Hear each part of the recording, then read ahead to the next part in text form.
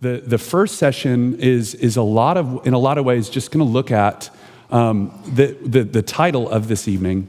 Ideas have consequences, and you might even ask the question or subtitle the first session here of how in the world did we get here?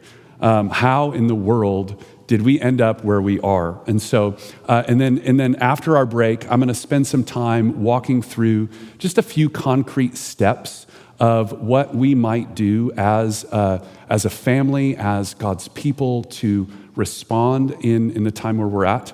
So that's going to be a little of the flyover for the night. But what I want to do is begin by reading Proverbs 22, verse 3. It says that the prudent sees danger and hides himself, but the simple go on and suffer for it. Now, this passage is a sober warning about suffering the dire consequences that will certainly come if we continue to ignore warning signs of an impending disaster.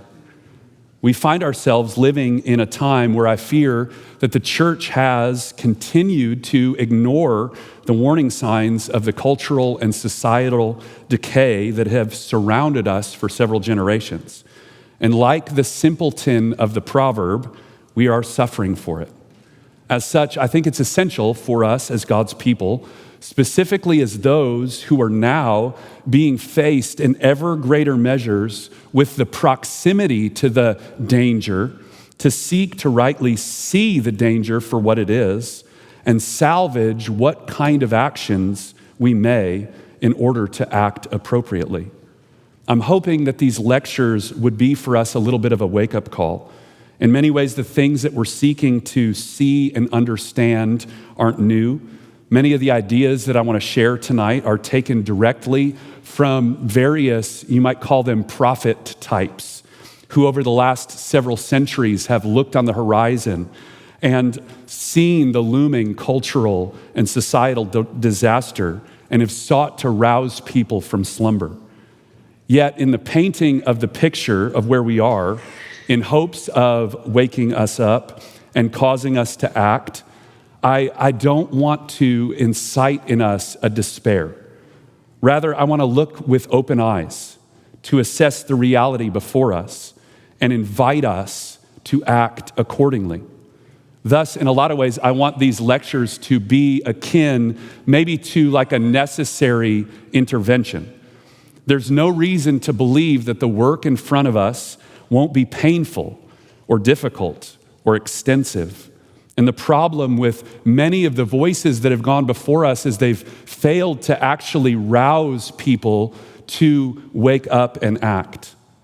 Yet the gift of an intervention is designed to turn up the volume on the pain of reality in order that potentially that pain might finally become greater than the pain it will take to get out, to make the necessary changes.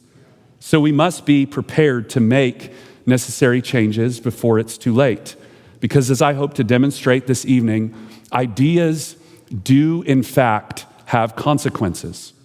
So what do I mean by the impending disaster? Look around us. It's clear that the Western world is crumbling, if not crumbled, to its core. No longer does it take a certain type of prescience to see this, but it's evidence in the fabric of our society at every turn. The values and standards that once undergirded our society are now cast aside. That which is evil is called good, and that which is good is increasingly called evil. At every level of our society, we're experiencing an ever-growing, full frontal assault on the things of God and against His design for His creation. Truth is mocked. Reality is questioned. Goodness despised. That which is beautiful is tread underfoot and desecrated. King David spoke of just this kind of thing in Psalm 2, of the way that kings in the earth would gather together, they'd plot together against the living God and against His rightful king, scorning His ways and seeking to cast off the bonds of His restraining hand in society, in culture, even in creation. At every level of society, we're experiencing this. Unrest, uncertainty, upheaval. The gods of this age are gripping the hearts of people. Consumerism promises us anything, anywhere, anytime we want it, with relation to goods and pleasures, while ever hiding from us the fact that we're growing more enslaved to our basest desires.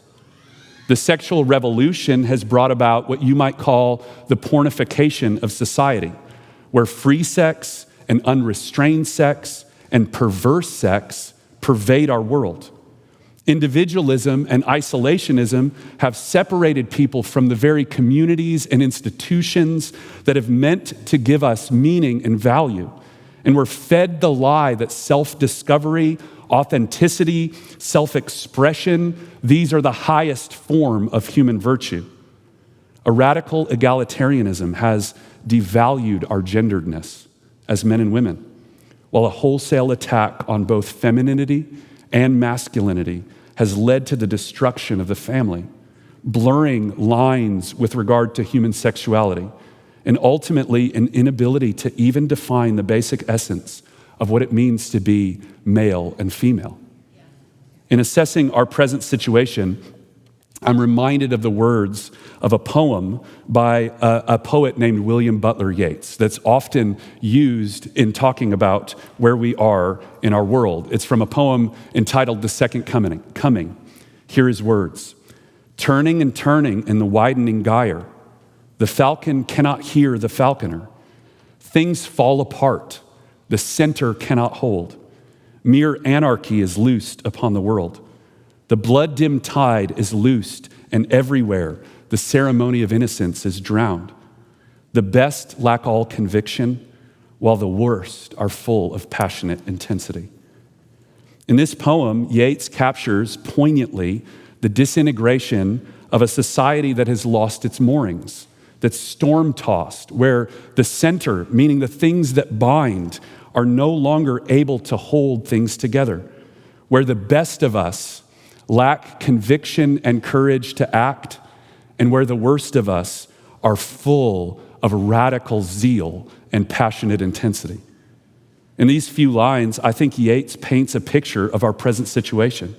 But we might ask a good question. What is the center that's lost its hold? What's the blood-dimmed tide that's been loosed into our world? To answer these questions, I have to tell you a story. We're going to kind of go back to school a little bit tonight. The story of the ideals, the values, the foundations of the Western world, and how they've been systematically dismantled, deconstructed, and denigrated in ways where we find ourselves on the threshold of a new era, one in which the church must again learn how to live as a pilgrim people, how to hold fast to the truth of God's word, and how to work to build Christ's eternal kingdom in the midst of ever-growing hostility. But before we can talk about the center and the blood-dimmed tide, I need to digress for just a second and talk about an idea that every one of us believes at some level in our own minds. It's an idea I want to term the progressive lie. Now, this idea is something that we've all taken into our bones. It shapes a lot about how we evaluate and think in the world. Namely, it's the belief that the point where we stand right now is the highest point in mankind's development. We've been trained to believe that mankind is on a course of perpetual progress, that through our efforts of mastery over the world, you could say scientific development, technological advancement, that we continue to progress from former ways of ignorance and barbarianism to ways of enlightenment and discovery. Now, undoubtedly, there are ways that our world has progressed. Through many advances in technology, medicine, information, we've created longer lives for many. Lowering rates of infant mortality is beautiful. The ability to experience the glory of modern medicine is beautiful. the conveniences and the potentiality that are brought about by technology give us possibilities that former generations would have utterly marveled at. Yet, we might ask this question: although we are making progress, are our lives really better? Is modern man, with all his advancements and opportunities and accumulations of wealth and time and so-called mastery over our environment, are we really better off?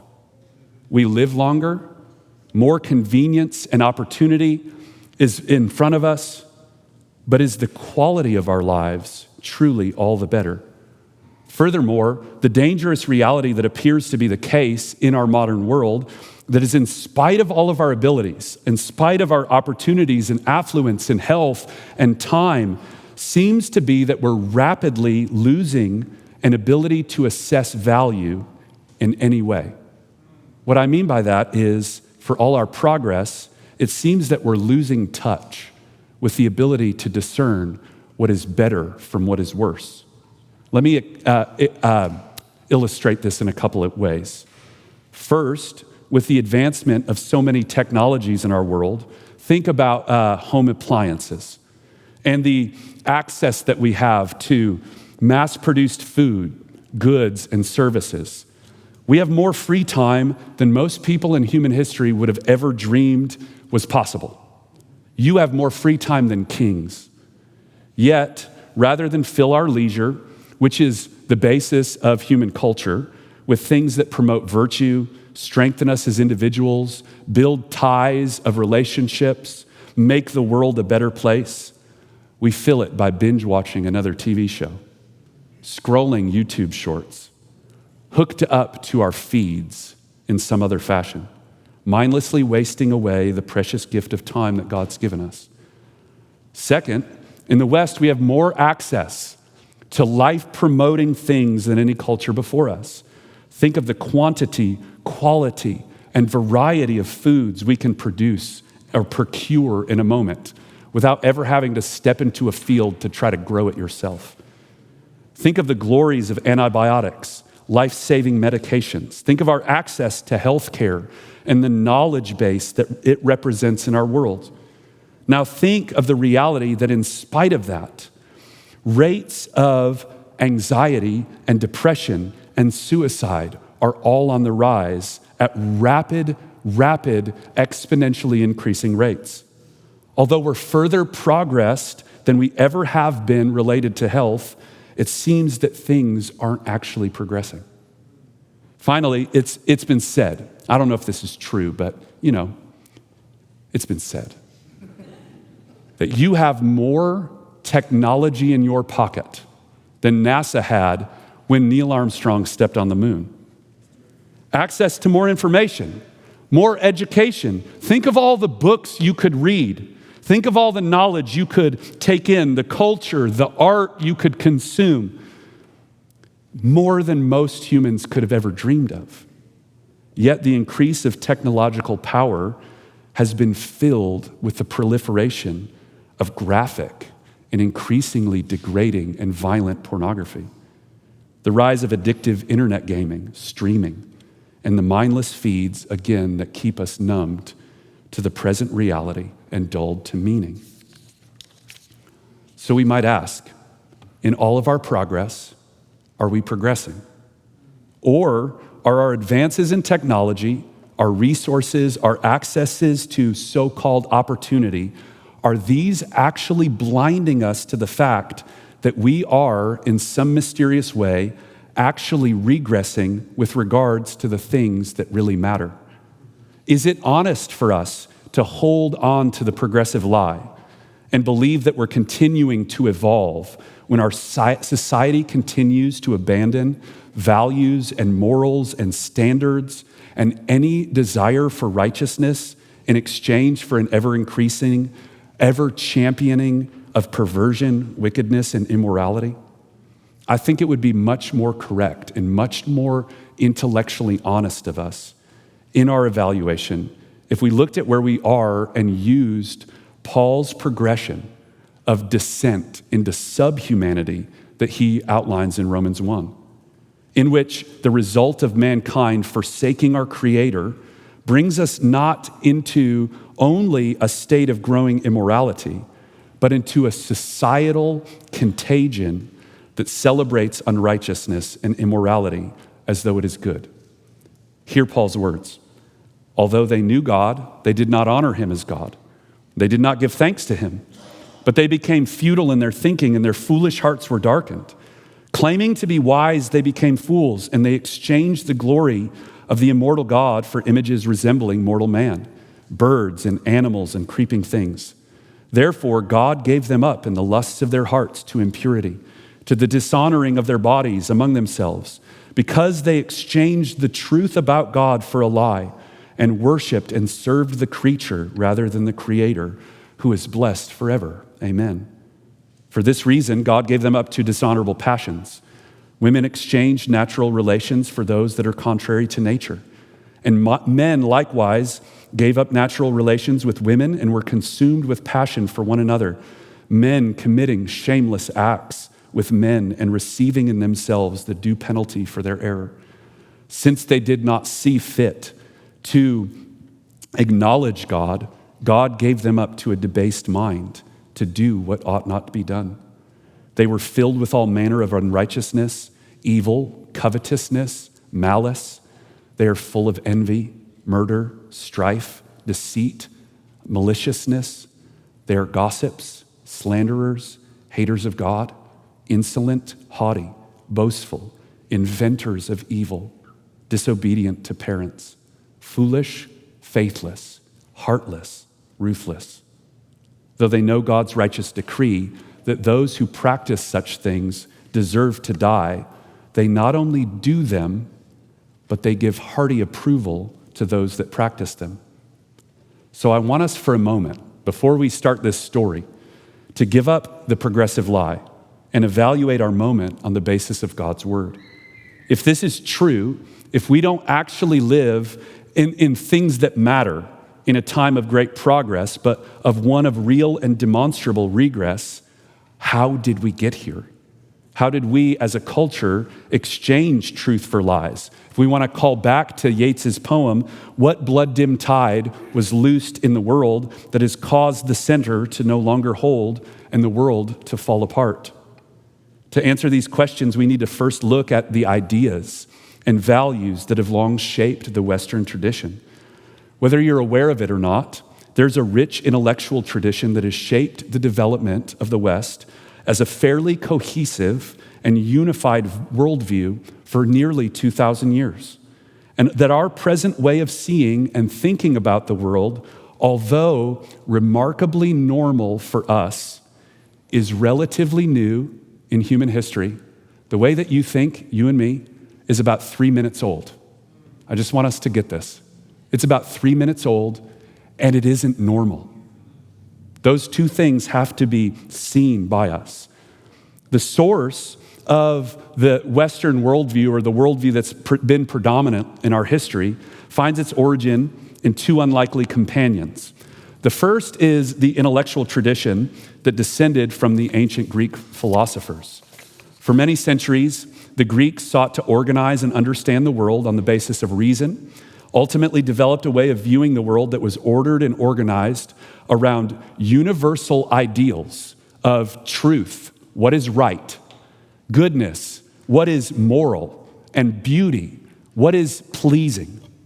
Philosophers like Plato and Aristotle cultivated and promoted a tradition of thinking that believed there was an ultimate, universal reality that existed outside of our material world, that this reality was knowable by people, and that things in this world were designed to be conformed to the ideal world that was beyond us.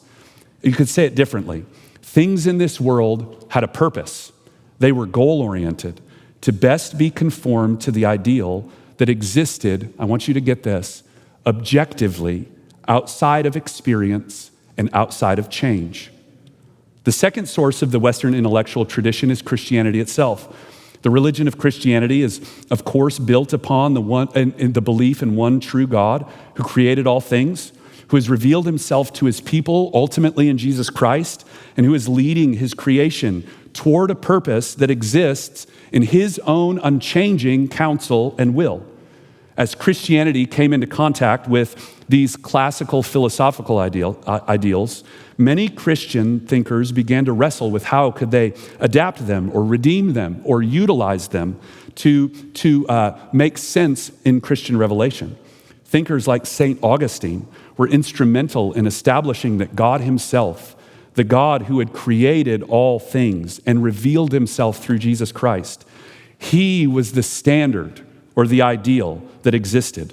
And the world, the created world, was only good to the extent that it conformed to God's own truth and goodness and beauty. Because of this contact and adaptation of ideas, the Western world was built on a concept of reality that was basically presumed for 1,500 years.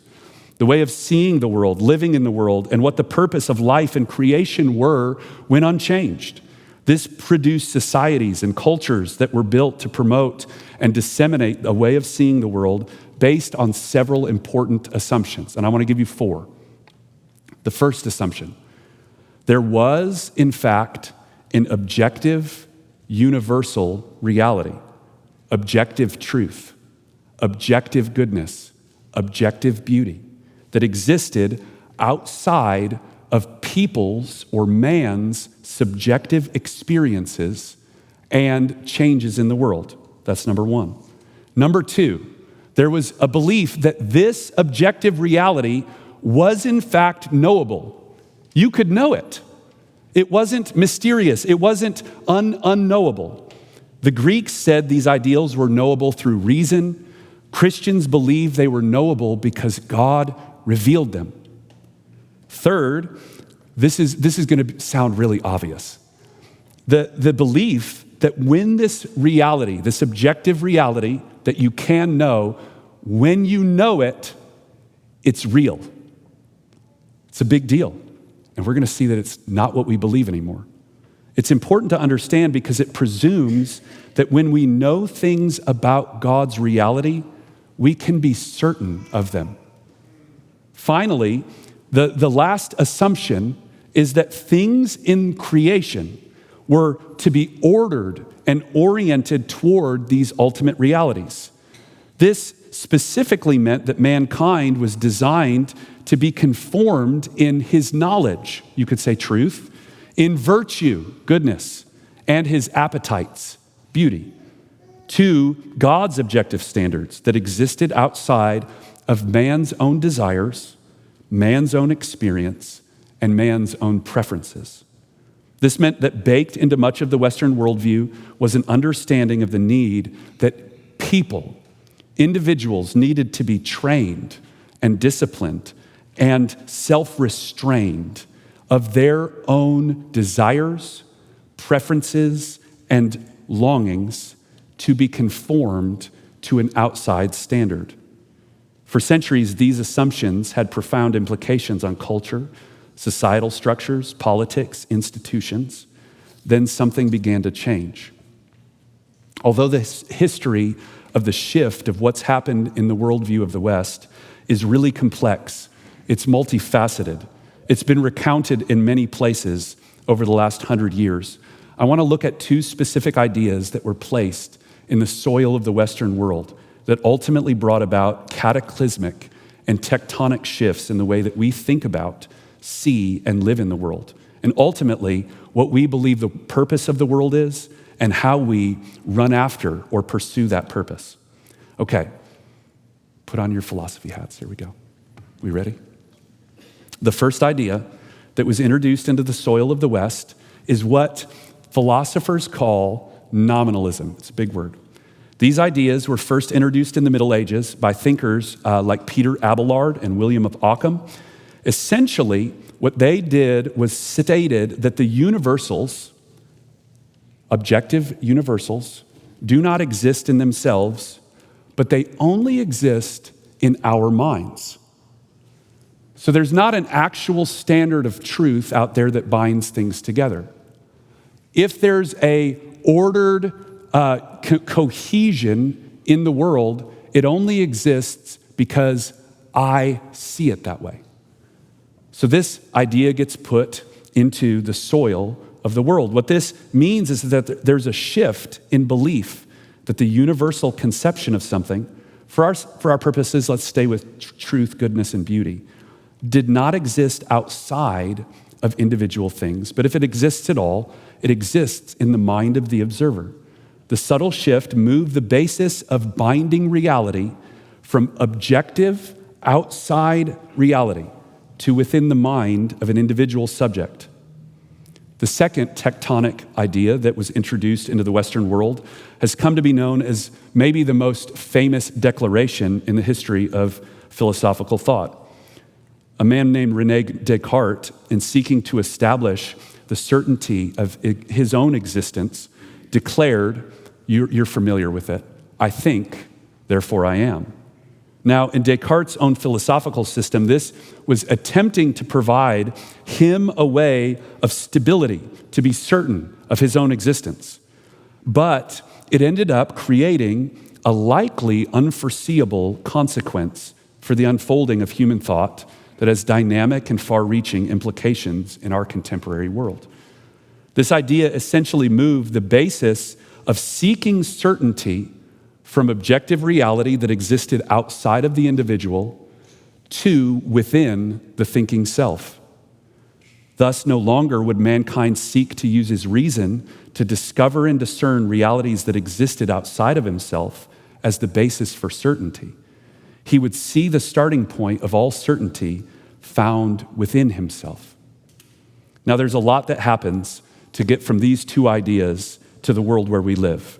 But I hope that you might see what's introduced in these ideas in seed form slowly over several centuries with a little bit of the right watering.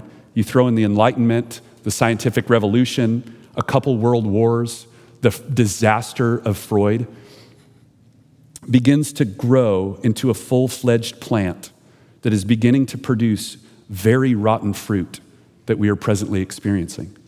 What we see over the course of these centuries is a slow reorientation that takes external, objective truth for Christians that exists in the truth of God and in His Word and reorients the world to exalt the internal, subjective experience of the self. This exchange is what I'll refer to and call the enthronement of self. This movement puts the self at the center of the world.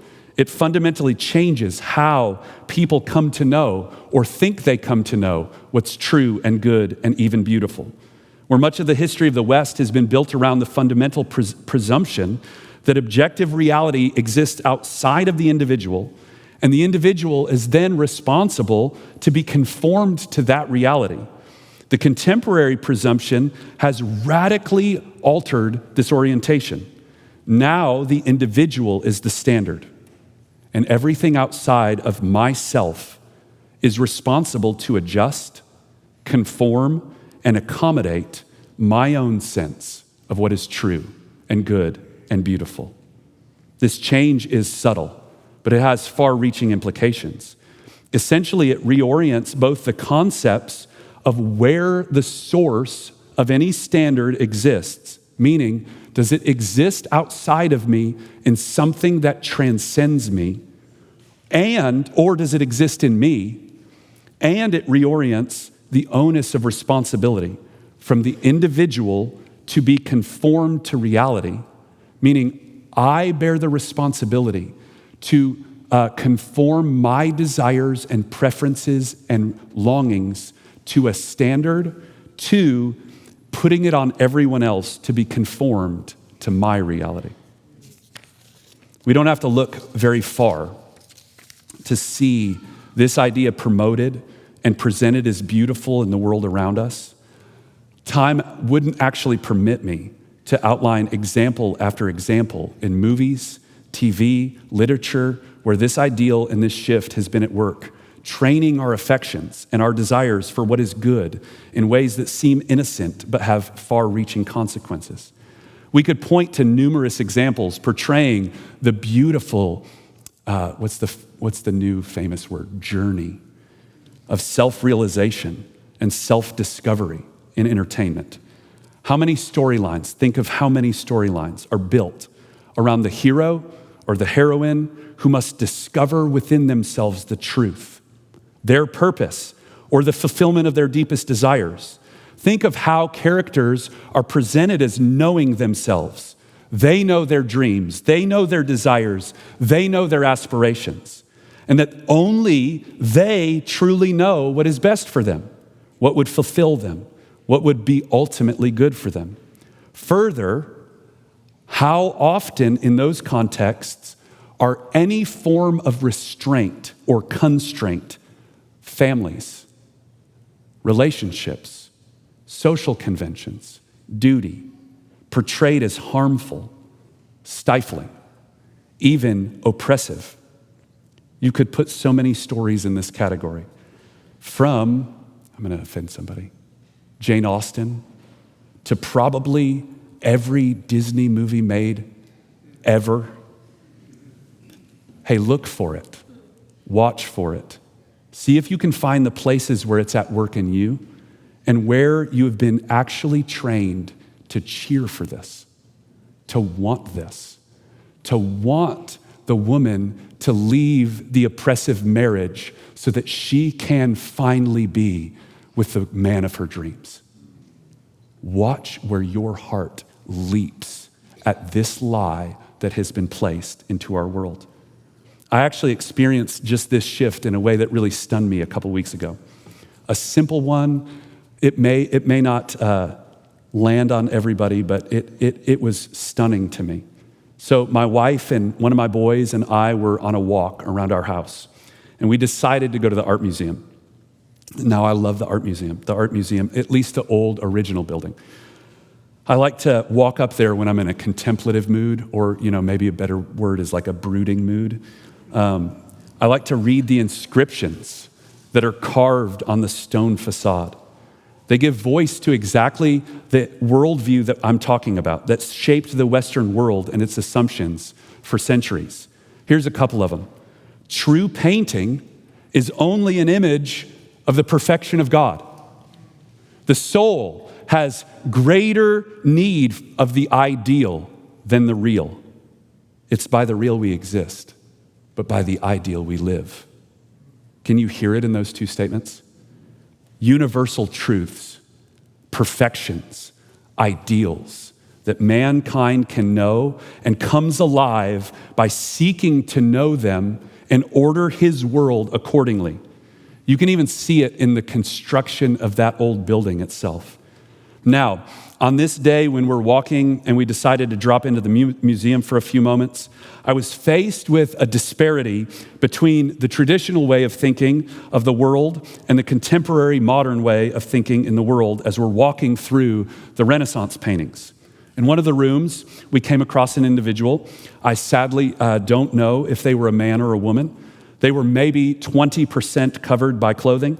Now, I want you to get what I'm trying to illustrate here, the change of worldview, so as to not miss my point. I'm not trying to talk about modesty or gendered expressions or anything like that.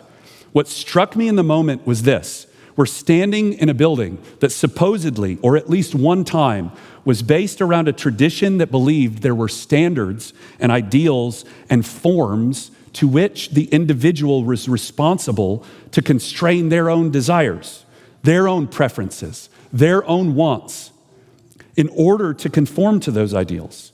And now we live in a world where it's the responsibility of everyone else to accommodate any and every expression of an individual's preferences, their desires, their identities, etc., no matter how offensive, how crude, or inappropriate they may be. It's a subtle yet profound shift. This exchange, which happened over the course of many centuries, has led us to a society where self-realization, self-expression, self-actualization, self-determination have become the highest ideals in which people can flourish and be made whole. And the problem is this: we love it. We love it. We can talk about the extremes, but the seeds of the ideas are in us, and we love them. And we don't know how deeply they shape our ways of thinking. This is the water we swim in. It's the air we breathe. It's the internal sense that we have that gives shape to what is right and wrong, what is good and bad, what's pleasing and what's disdainful. If there's been this exchange in our world where we've come to put the self upon the throne over reality, over what we see is true, think, my truth. What we see is good. Nobody can tell me what to do. And even what we see is beautiful. Beauty is in the eye of the beholder. What are some of the ways this exchange has worked itself out in our contemporary world? I want to just briefly explore a couple of this exchange, how it's affected the world we live in, and demonstrate how the fruits that what we're seeing before our eyes are directly related to this exchange, the exchange where we have enthroned the self. First, there's been a movement away from any and all distinction toward an embrace of the most radical forms of egalitarianism. Now, you may hear the word egalitarianism and wonder exactly what I mean. You may believe that it's a simple or even a good idea that people should be treated equally, or they should have equal worth and dignity as humans before God, or before the law, or in some other realm. And there are really beautiful aspects to that definition of egalitarianism. But this is not what's happening in its most potent forms in how this idea is being applied in our world. When I say radical egalitarianism, I am speaking of the complete tearing down of all elements of distinctiveness that are both normative and good in the world. A deconstructing impulse that tears down the necessary and good distinctions between the young and the old, between men and women, between even devaluing the dignities once tied to offices of authority or institutional offices. A radical egalitarianism essentially argues that your self, myself, can be whatever I want to be. And that you and me, we should be given an equal chance at becoming whatever it is that we perceive to be true about myself. This can be illustrated, I think, most succinctly with the ever unfolding outworking of this impulse in the realm of gender. Beginning with feminism, this impulse has led to some of the most radical forms of disintegration against concepts of distinction, structure, order that the world has ever seen, culminating in the rapidly wholesale embrace and promotion of transgenderism in our society. You may struggle with the thought that there could be any relationship between feminism and transgenderism, which I imagine most of us hold on to some implicit championing of the feminist ideal. But let me attempt to show what I mean. The reality of feminist ideology did not begin as a movement to afford equal rights before law for women. That idea has beautiful merit and value in and of itself, but rather began as an explicit attempt to tear down every distinction that existed between men and women in society, particularly with regard to no-fault divorce, positions of authority within the church and society, and even with intentions toward throwing off traditional designs of male protection and provision.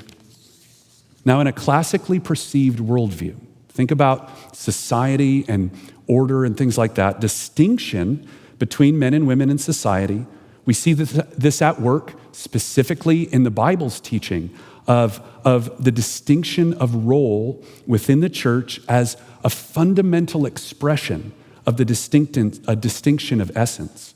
It was designed to embody the reality of essential differences between men and women, the glorious distinctions between men and women. At times, societies distorted these distinctions and created poorly designed structures, attempting to organize and order relationships according to a reality. But nonetheless, there was an understanding that there was an essential distinction between men and women, and that was sought to be represented in forms, in society, in culture, in the home. Feminism from its inception has been built on a faulty belief that structures in society were arbitrary, or in this case, nothing more than perverse or abusive power dynamics used to promote the so-called patriarchy. And as such, these should be opposed or deconstructed and overthrown in order that all people might be conceived of in the same way without distinction. So if you don't believe this, and you believe that feminism was only about women's suffrage, then you might ask a question. Why didn't it end there?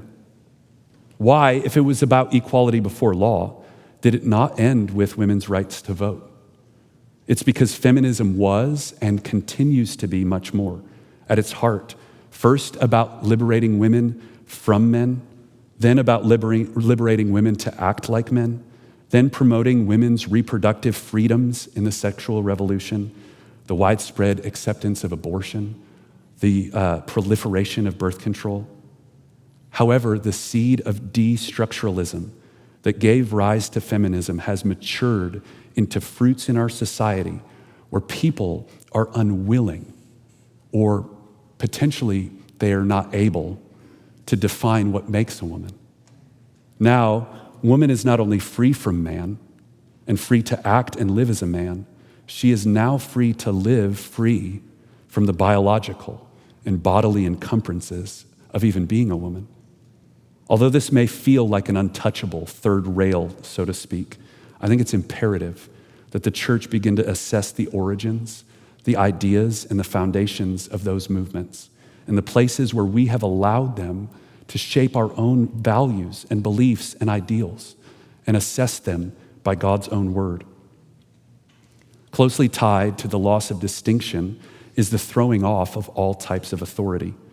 We have, en masse, embraced an anti-authoritarian disposition toward the world, one that promotes rampant individualism, growing isolationism at every turn.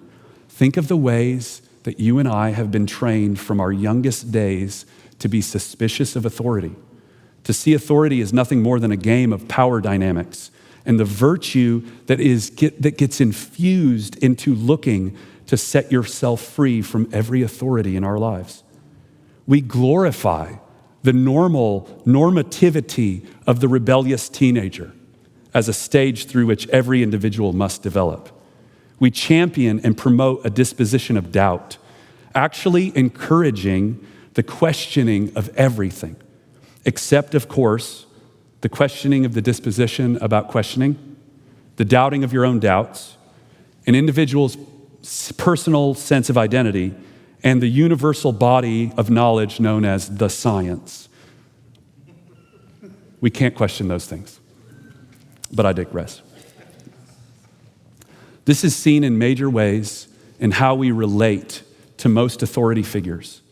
Think authority in churches, think of our politicians. Abby and I have often joked about how difficult it would be to even be a doctor in our present world. I mean, think about this, right? With access to technology, we have the opportunity to just Google our way into finding an opinion that backs up what we already believe, knowing all the while that we knew best, at times even better than those who once would have been considered an authority on the subject. This can even be seen in places where we've cast off elements of restraint that used to attend to social norms, protocols that made society livable together. This is what people call manners. This has produced a world in which it's nearly unthinkable that I would restrain my own desires in behavior, in dress, in demeanor, for the sake of conforming to an outside standard, but rather where everyone else is now responsible to bear the burden of accommodating my preferences, no matter how offensive or distasteful they are, or outright rude they might be. Hey, this one's really hard for me. I'm like an anti-authoritarian punk rocker at heart.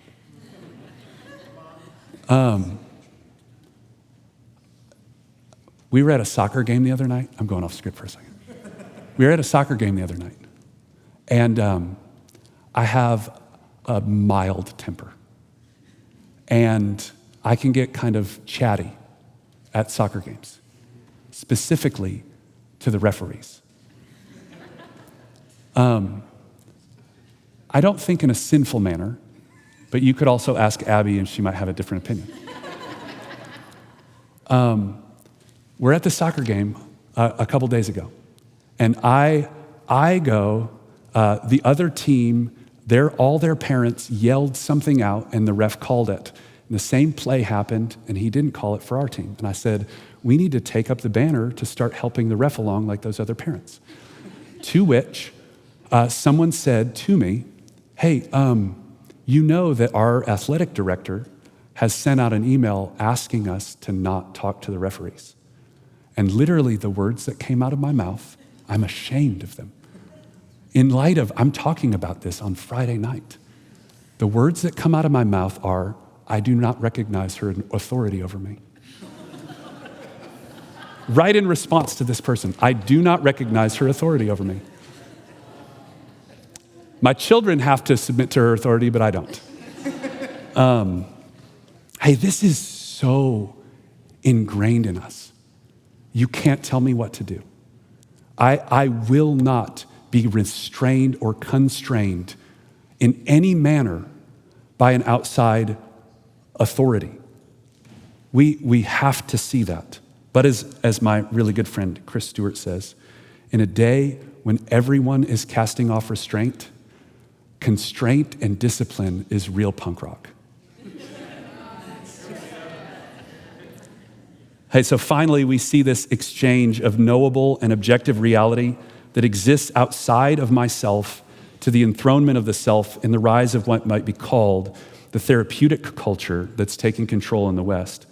This impulse has grown from the fundamental disposition of self-enthronement to see that the highest virtue or the highest good in the world is for an individual to realize their true self. In this movement, we've exalted an ethereal inner disposition of happiness to the highest good, and we work relentlessly to try and attain it.